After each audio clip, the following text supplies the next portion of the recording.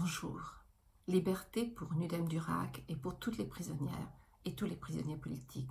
Je suis Françoise Vergès et je voudrais m'adresser à vous, chère Nudem Durac, en vous parlant un peu de mon pays, parce que je n'ai pas trouvé vraiment d'extraits ou de poèmes que j'aurais voulu vous lire. Je les trouvais trop tristes ou trop... Enfin, je n'arrivais pas à trouver le ton. Et je me suis dit, pourquoi pas ne pas vous parler de mon pays. Je suis, moi, politologue, historienne, je suis militante de très longue date. J'ai grandi dans une famille de militants anticolonialistes et féministes à l'île de la Réunion, qui est une île dans l'océan Indien, au large de Madagascar. Et c'est l'île vraiment qui m'a forgée et aussi l'éducation que j'ai reçue. Cette île est inhabitée au XVIIe siècle, quand les Français, dans leur recherche de colonies à travers le monde, s'y installent et vont... apporter des esclaves, des personnes capturées en esclavage de Madagascar et de l'Afrique de l'Est. Ça va être une île à café, puis une île à sucre, et qui va donc être esclavagiste jusqu'en 1848, donc de 1625 à peu près à 1848. Et quand je grandis, tout l'intérieur de l'île porte des noms malgaches, c'est assez frappant.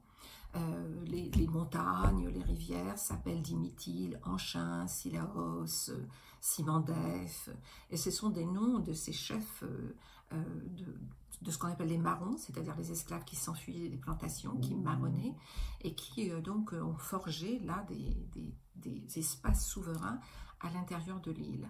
Et ce sont des noms qui signifient celui qui ne veut pas se soumettre, celui qui n'a pas peur de la mort, celui qui aime la liberté. Il y avait quelques femmes aussi avec eux. Et moi, donc, c'est tous ces noms, alors que le tour de l'île, tous les noms des villes sont des noms de saints catholiques, hein, Saint-Leu, Saint-Louis, Saint-André, Saint-Benoît, Sainte-Suzanne, enfin peu importe. Donc vraiment, le pouvoir colonial mettant les noms sur le pourtour de l'île, mais l'intérieur de l'île restant aux mains de cette mémoire de lutte. À l'école, évidemment, on nous apprenait absolument pas ça. Moi, je suis allée à l'école française, puisque la Réunion est toujours une colonie française, bien que ce soit un département, comme on dit. Et on n'apprenait absolument ni l'histoire, ni la géographie, ni rien de notre pays. Le créole, qui est la langue de mon pays, était interdite.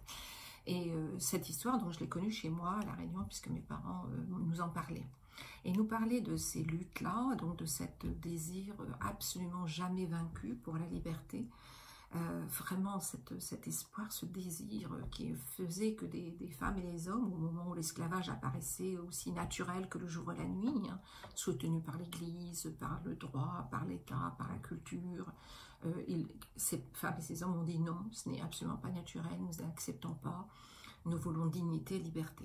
Donc ça, c'était vraiment une des leçons les plus importantes pour moi, toujours, et ces luttes étaient toujours liées chez moi, ce que j'ai appris dans mon éducation, avec les luttes de femmes et d'hommes ailleurs, à Madagascar, en Palestine, en Algérie, au Sénégal, au Cameroun, au Vietnam, au Laos, au Cambodge, en Turquie, toutes les luttes contre les dictatures militaires, contre les colonialismes et les impérialismes. Et donc, chez moi, c'était aussi la littérature qui était liée à ces combats, mais une littérature parfois de fiction, pas simplement d'essais. C'était aussi les chants que nous connaissions, que nous écoutions, la poésie. Donc, c'était de grandir là-dedans. Ça, c'est une première chose. La deuxième chose, pour moi, qui était importante en grandissant à l'île de la Réunion, c'est de prendre conscience dans la région dans laquelle j'étais. C'est-à-dire, on nous disait qu'on était français, qu'on était rattaché à la France, mais en fait, nous sommes là... dans l'océan Indien. Et l'océan Indien, c'est cet espace où le continent africain est en lien avec le monde persique et le monde de l'Asie très tôt, pendant des millénaires, bien avant que les Européens arrivent et avec leurs impérialismes. Et donc cette histoire de penser que nous sommes nés dans un monde d'échanges, de culture, de langues, de croyances, de récits, où tous les Africains étaient des marins, qui rencontraient des marins venus de l'Inde ou du Golfe Persique, était très importante pour moi. Le fait que ce monde, donc, qui existait au temps des Romains, se poursuit ensuite et est lié à des routes terrestres qui sont la route de la soie vers l'Asie centrale, vers la Chine, vers aussi donc des pays d'Europe, donc et évidemment avec le monde méditerranéen et le monde subsaharien. Donc cette idée d'un monde absolument très vivant, on a retrouvé des porcelaines chinoises sur l'île de Kilauea, qui est une île au large de la Tanzanie, le fait que les Malgaches, la population malgache, une grande partie vient à la fois de l'Afrique de l'Est, mais une autre partie, c'est ces grandes migrations qui avaient quitté Taïwan, mais des siècles avant ce qu'on appelle Jésus-Christ, l'an 1, et qui sont venus sur des radeaux. C'était d'immenses navigateurs, de très grands navigateurs. Une partie est venue donc à habiter et s'installer à Madagascar en apportant la culture du riz, et d'autres sont allés vers le Pacifique. Donc toute cette histoire manquerait dans quelque chose de beaucoup plus large que la question, que l'histoire française ou le monde français. C'était vraiment lié par des tas de fils à plusieurs mondes, et donc le monde ne pouvait pas se réduire au petit monde colonial franco-français qui nous disait que nous n'existions que dans notre lien à la France. C'était le lien avec tous ces mondes que je ne connaissais pas puisque j'étais sur cette île, mais qui nous donnait une liberté aussi dans notre imagination. Nous ne pouvions pas être simplement enfermés sur le monde franco-français.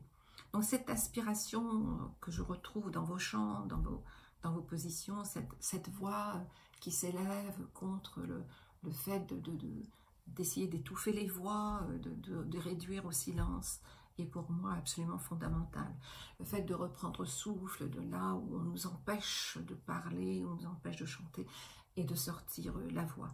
Et vous avez cette voix qui porte et qui apporte ces chants de liberté. Et la dernière chose peut-être que je voudrais vous dire, c'est que justement en question de musique et de chant, il y a une musique à l'île de la Réunion qui est la musique qu'on appelle le maloya, qui est le chant des esclaves forgés dans les plantations, alors qu'ils coupaient la canne, dans des situations que vous pouvez imaginer absolument effrayantes, et qui est un chant qui a longtemps été interdit, qu'on n'écoutait pas du tout. Il fallait aller dans les champs de canne très loin, de manière clandestine, et que mes parents m'ont emmené l'entendre quand j'étais petite, et qui est devenu, qu'on a pu se mettre à chanter publiquement simplement dans les années 80. Je voudrais vous entendre juste un tout petit extrait de morceau par un des grands chanteurs de cette musique, de Maloya, qui s'appelle Daniel Waro, et son chant s'appelle Bâtard-Cité, et c'est de dire que nous n'avons pas à choisir parmi nos ancêtres, nous sommes tous un peuple de bâtards, au sens que nous sommes un peuple venu de partout. Alors voilà.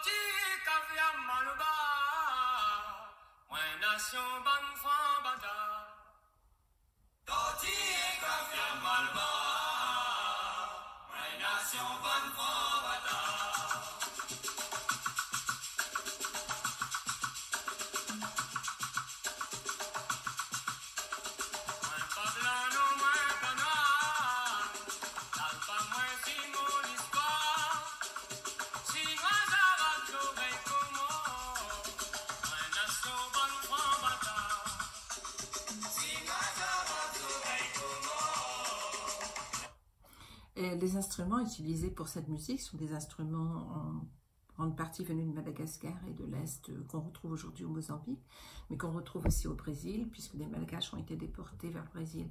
Donc aussi à travers cette musique, et il y a une danse qu'on appelle le moringue à la Réunion, qui est proche du capoeira du Brésil, c'est toujours aussi donc cette circulation et cette force qu'ont eu donc les personnes dans des situations absolument terribles de continuer à créer une culture et à la porter. Et c'est ça, pour moi aussi, donc une des choses les plus importantes. Voilà, chère Nudem Durack, ce que j'ai pu penser à vous dire, et en pensant beaucoup à vous, et en me battant pour votre liberté avec d'autres, et pour la libération de toutes les prisonnières et de tous les prisonniers politiques. Liberté pour Nudem Durack.